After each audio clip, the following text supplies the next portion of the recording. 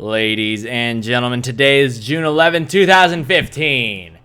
And this is the KNKL Show, episode 238, where we normally learn to be better artists, but today just so happens to be Thursday.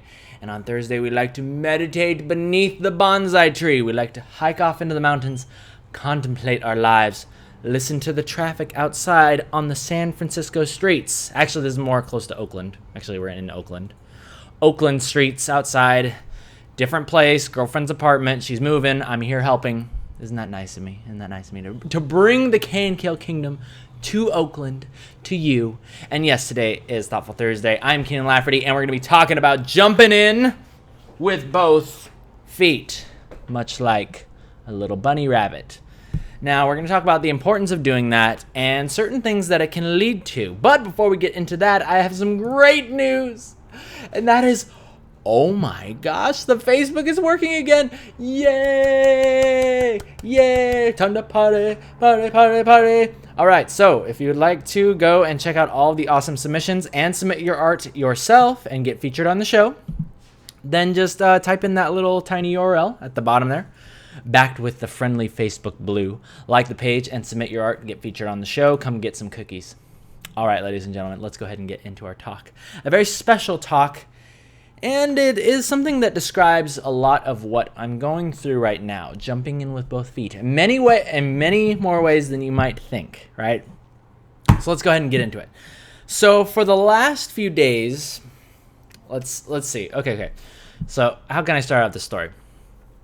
Okay, so I'm down here in Oakland, right? Down here, packed up all my stuff, came down here for a couple weeks before the eventual move, right? We're moving back up to Utah. Helping my girlfriend move up there.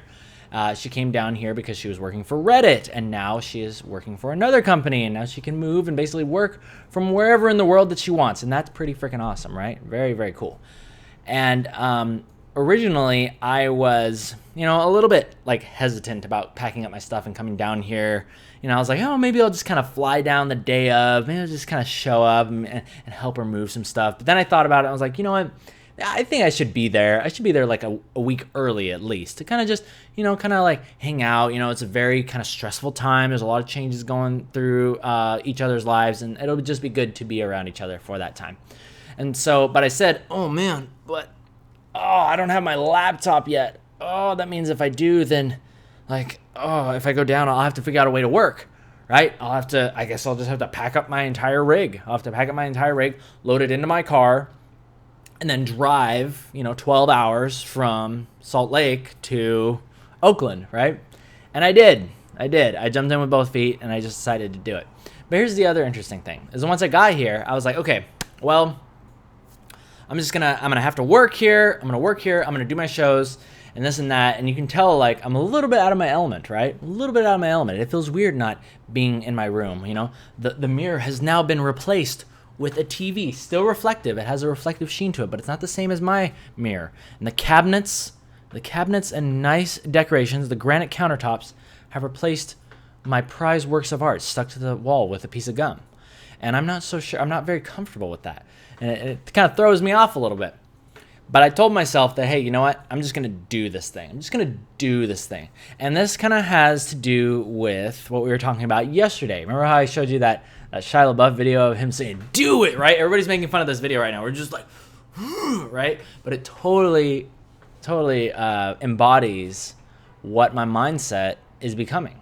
It really, it's such a genius, video, and the fact that, whether or not it's serious is a completely different argument in itself. But the fact of what it's doing for people, what it can do for some people like me, is that it's causing me to stop thinking so much about the things that I would like to do, and instead just sort of committing to it and then figuring out what I got to do along the way, in a sense, right? So another great example is, hey, the shows. I was like, okay, well, I'm going to go down there. There's not going to be, or there is internet, but I don't know exactly how well it's going to pick up with the wireless receiver. Do I need a 50-foot long LAN cable? Can I even stream live? And unfortunately, hey, look at that. We had to pre-record these shows and upload them to YouTube.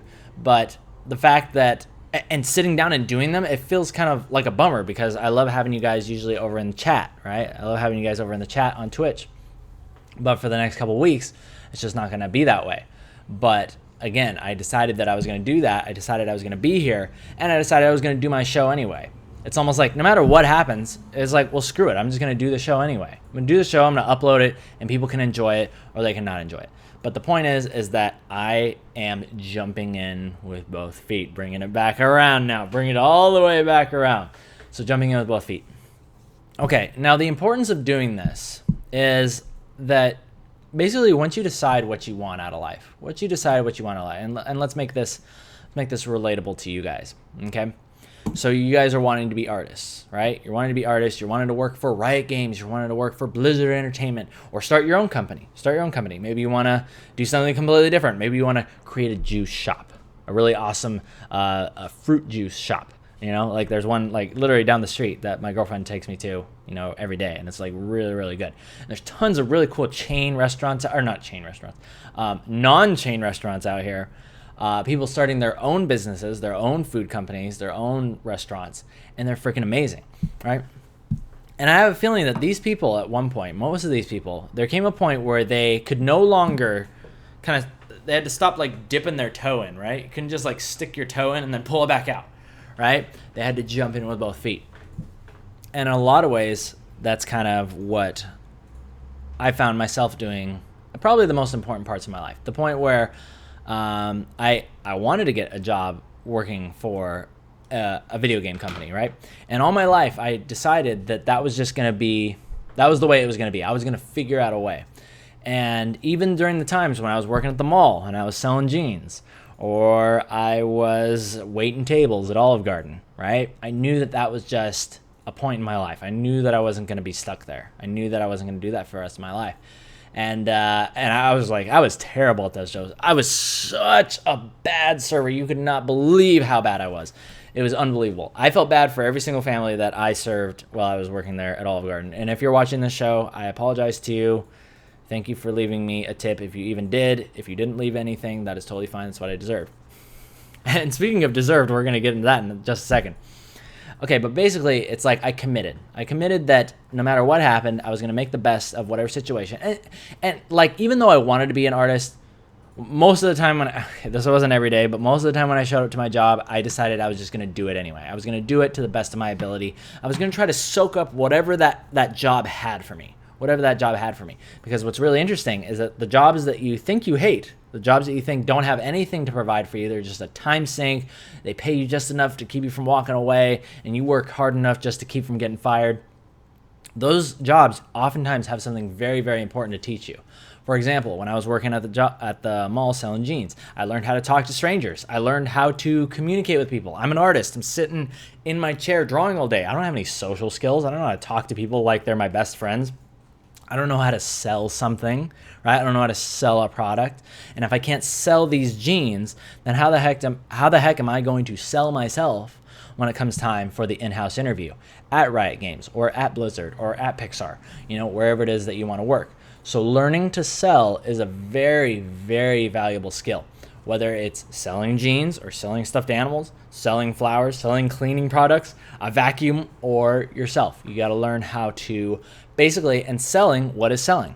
It's convincing. It's persuading the opposite party that what you have for them is going to give them value. What you have for them is going to enrich their life, or it's going to make it easier, or it's going to be something that is going to benefit them. It's going to benefit them. That's what selling is. Selling is basically doing that. You go into the company, you say, hey, by having me on your team, here's how I'm going to benefit you. Here's how I'm going to make your life easier. Here are the things that I'm going to provide for you. I'm going to make your life better. So you want to learn how to do that. You want to learn how to sell yourself. Okay. And jumping in with both feet. So, yeah, basically that's what I was talking about. Is like, you want to commit today to where you're going to get to. And I was blessed enough to have parents that actually believed in me. And I know that a lot of artists, a lot of people out there, they got parents, and you tell your parents that you want to be an artist, the thing they're going to do is roll their eyes, or they're going to be like, oh no, you don't want to do that. You want to be a postal worker. You want to be a postal worker like your grandpa, right? Or you want to work in your dad's business, right? Your dad's already put all this time into making a business. Why do you want to be an artist? Why do you want to do all that? All you got to do is you just ride and you just piggyback on your grandpa, piggyback on your dad. They'll take care of you. And for some people that does work, right? But for a lot of people, I really feel that want to express something, they want to create something, it's not going to be enough. It's not going to be enough. There's going to come a point in time, or heaven forbid, it's way too late, when you're going to realize, oh man, I never did take the chance to try to tell my story. I never did take the chance to create my masterpiece. I never did take that chance with trying to work at that company, at that video game company or that animation company. So just keep that in mind. Keep that in mind. You might end up regretting something later. But then again, life is always changing. Life is changing. Your goals can change. Your vision can change. I think the most important thing, like we talked about last week, was progress. I think that no matter what you choose to do in life, you want to just make sure that you are building something. You're progressing. Because I guarantee you, no matter how good you get at something, and I want to actually expand on this from last week. I was really hoping that I could say this, but I'm glad that I thought of it now. Okay, so have you ever heard the expression, it's lonely at the top? It's lonely at the top. Well, that's basically what that saying is talking about. It says once you get to the top of your skill, once you get to the top or the end of your journey, whether it's being an artist or a sports, being really good at sports, or a professional debater, right? As soon as you get to the top, you're the best of the best of the best. There's like nobody up there. You're going to look around and say, is this all there is? And there's no more progression. And very quickly, you're going to become very kind of depressed, kind of ticked off, angry with yourself, and you will actually start to destroy yourself. This is very apparent in celebrity culture. You ever notice how these celebrities that have all the money, they have all the fame, recognition, everything they could ever want, and then they go off the deep end. They start using drugs, they totally mess themselves up, they go crazy, like they're running naked through the streets or something like that. The reason why they do that is because it's lonely at the top. They've gotten to the top of their skill and they have not begun another path to mastery. There's no more progression there. It's just like they're already there. They're at the top. There's nobody there. There's no progression. And you will literally go crazy. You will go crazy. You will drive yourself insane. So make sure that you guys are always progressing, seeking that progression, because that's really where I find that happiness truly comes from. And I'm wanting to read and study more on the subject, because I always find that happiness is sort of like an elusive thing. Like you have it one day, and then the next day, the thing that made you happy doesn't do it anymore. And I want to know why that is. And the hints that are pointing me towards, or the thing that the hints are pointing me towards, is progression. You got to have some sort of progression. You got to be building something and moving. Because I think life is not meant to be lived standing still. I think you're supposed to move through life. You're supposed to change through life. You're supposed to evolve and adapt through life. So keep that in mind. All right, so going back to what we were talking about earlier, deserving. Jumping in with both feet, I found oftentimes leads you to become more deserving of things. And the reason why it does is because you get very, very hungry when you jump in with both feet. And the reason why you get really hungry is because oftentimes you jump off one ledge, right? And you go down a pit, a dark pit, and you land in this tunnel, and there's no way back out, right? Come what may, you jumped off that ledge with both feet, and now you are in a new area. You are out of your comfort zone, and you are in what we call the zone of uncertainty. And what happens when you enter this zone of uncertainty is that you're no longer surrounded by the things that used to make you comfortable. Maybe you moved away from your family. Maybe you're starting to go to college, right? Maybe you just got out of a relationship and now you're moving into the next one, or you're just moving into being single again. Any sort of change in your life where you're moving forward. Also, like going into a relationship. Also, I'm not thinking totally negative, but just any sort of major change. You will enter a zone of uncertainty. And this is a very, very powerful place for you to be in, because this is the place where you start to you start to find your passion again. You start to find those things, and the reason why is because you're hungry. You've basically become more alert. Think of a man that's wandering through the desert who hasn't had anything to eat in days, right? Imagine how alert his body is to see the opportunities, to see any chance that he has to find something to eat, right? Same thing happens when you're in the zone of uncertainty, because you are hungry, you are scanning, you are seeing every single little nook and cranny, every little opportunity that you can take to get to where you want to go, to the studio, to the concept art position, to the movie director position, becoming that thing, walking that path, finding that path. And that's what I want to urge you guys to do. And because you are hungry and finding those opportunities, you basically become what I call like a person who, like a deserving magnet. Like you almost like pull things to you. You almost pull things to you. You pull people to you. You pull circumstances. You pull opportunities.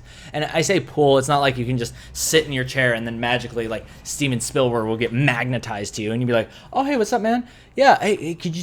Hey, you want to be my friend, bro? You want to be my friend? Hey, I could really use like a friend that's like a multi-million movie director to like mentor me. Yeah, that'd be really great." That's not gonna happen, obviously. But when I say you attract things, it's more so that you're aware. You're aware of those opportunities and you're able to jump on them. And it almost feels like they came out of nowhere, because you'll find yourself saying, "Man, where were these opportunities before? What?"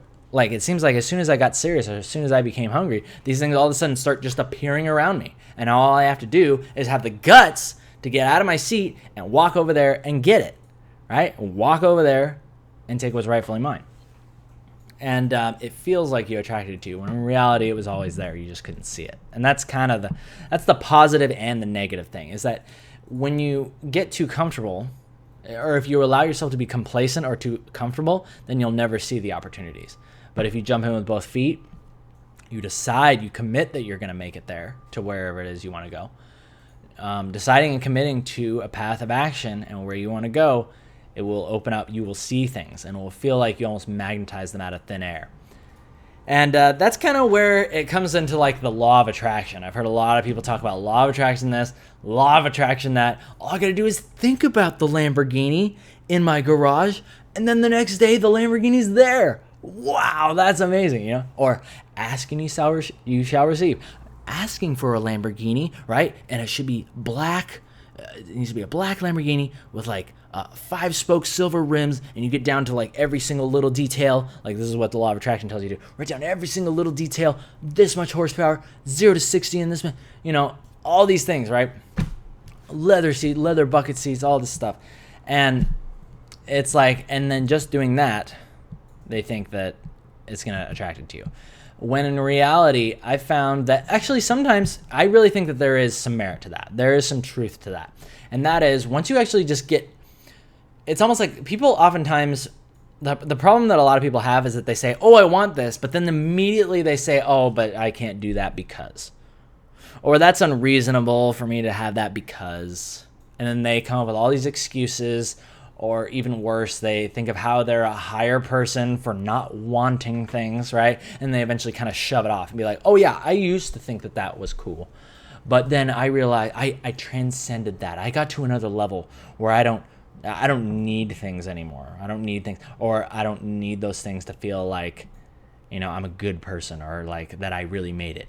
I can just sit here and play League of Legends all day, or I can play World of Warcraft all day and not create anything, not do anything, because I'm just that kind of guy. I'm just a simple guy, right? Who doesn't want anything. And you don't want to be that. None of there's anything wrong with World of Warcraft or League of Legends, but you get what I'm saying. It's like, don't fall into that trap of thinking that you becoming less than you can is okay.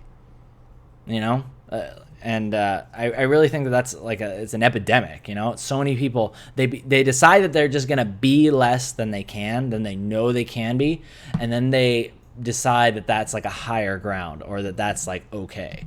And to be honest, I really don't think that is okay. And it's actually one of the biggest tragedies basically of the world, or of this life, that people will they will settle for being less than they know they can be. But that's not going to be you guys. I'm not going to let that happen to you. You're watching this show. You're in my kingdom. And I want to make sure that you at least get the ideas to do something with it. So the last thing that I want to say is, so going back to the law of attraction, is that most people say, oh, I want this. Oh, but I don't really think that I could do that, right? But what the law of attraction does is I think it kind of keeps your brain engaged just a little bit longer. It's like, hey, I want this thing. I don't know how I can get it, but let me just imagine what my life would be like with that. What color would this thing be? How many, right? It's like how tall, how wide, how much, how many, what color, when, what time would you do it? What would you do? What would you do with that brand new car? What would you do with that awesome house? Whatever it is you want to attract into your life, it kicks out that old mentality of immediately shutting it down. And it allows you to kind of play up the fantasy a little bit more. It allows you to become a little bit more interested in what you want. It allows you to become a little more hungry for what you want. And in that, I really feel, is where the power of the law of attraction comes in, is it gets you hungry. It gets you interested. It gets you interested in what you're looking for. And then, as you ask for it, the knowledge to get it will come in. The knowledge and the things that you need to learn will come in to find you. And that's basically what I think. Recently, I heard a talk from Tai Lopez, which is another awesome speaker, a guy that I have recently started listening to. And he talks about a lot of people say, ask and you shall receive. But what he didn't understand until recently was that when you ask for something, what you receive is not the exact thing, but what you receive rather is the knowledge to get to it. You receive the experiences and the lessons that you need to learn to be able to get to that thing that you're asking for. You don't just get the thing. You don't just say, I asked for $1 million and I haven't gotten it. You ask for $1 million and then it'll say, hey, you know what a good way to get $1 million is? Well, maybe you can go on Regis Philbin's Who Wants to Be a Millionaire or whatever, or Deal or No Deal. That's the new one, right? See, that's one way to do it, right? But another way that's a little more predictable, something a little more in your control is, hey, why don't you create something? Why don't you create something that enriches the lives of others, a product, a service, or like a product or a service that basically gives value. Something that people will pay money for, something that you will love people by giving them your product, and then in turn, they will love you back by giving you their money. That's called business, right? And so many things will come in. Many of those lessons and experiences will come in to start teaching that person who's been asking for that. And if they're receptive, and if they're hungry, and if they got their eyes open to that opportunity, they'll find it, and they will get it. Alrighty, ladies and gentlemen, with all that out of the way, we're going to end today's show. Bit of a fun little daily here. Feels actually kind of strange sitting in this chair, but I also kind of like it because it's like way better than mine. Like mine, seriously, it has like bolts like sticking up and it's like poking me in the butt like as I talk. And this one is just like this high tech. Like, I don't know if you guys can see this. I got this cute little blanket here, but it's like one of these things. I don't know. It looks like a weird insect. Looks like an exoskeleton on the back. I don't know if you can see that. Yeah, look at this. Look at this. Super high tech. This chair is like thousands of dollars. Mine is like 20. I feel like it's been throwing me off a little bit, but it's good for my back nonetheless. But this has been a fun daily. I hope you guys have been enjoying meeting me at the apartment in Oakland. I'm going to be here for one more week. So one more round of these, one more tutorial, and one more Thoughtful will be filmed at this location. Will it? Actually, the Thoughtful for next Thursday will not be here because I'll be on the road. I'll be on the road back home. So maybe we will do a late Thoughtful. Maybe we'll do a Philosophy Friday or a Sit and Ponder Saturday. But before we go, defenders of the KNKL Kingdom, come to my aid. I'd like to thank my awesome sponsors right here, Mitchell Tummers, David Cariello, and Laura Bashir. Thank you guys so much for holding down the fort, keeping the lights on at night. These are my awesome sponsors sponsoring the show. If you would like to sponsor the show, please visit the KNKL Patreon, which you can access by clicking that link down in the bottom right. You can go on here, you can pledge any amount that you would like to the show, and you get awesome rewards in return every single month. You can be a sponsor, get PSDs, all that good stuff. And with that, ladies and gentlemen, we're going to go ahead and end today's show. Thank you so much for joining me on YouTube. Thumbs up if you like it, thumbs down if you don't. You guys have a great weekend. I will see you next Tuesday for another good old tutorial. Until then, take care.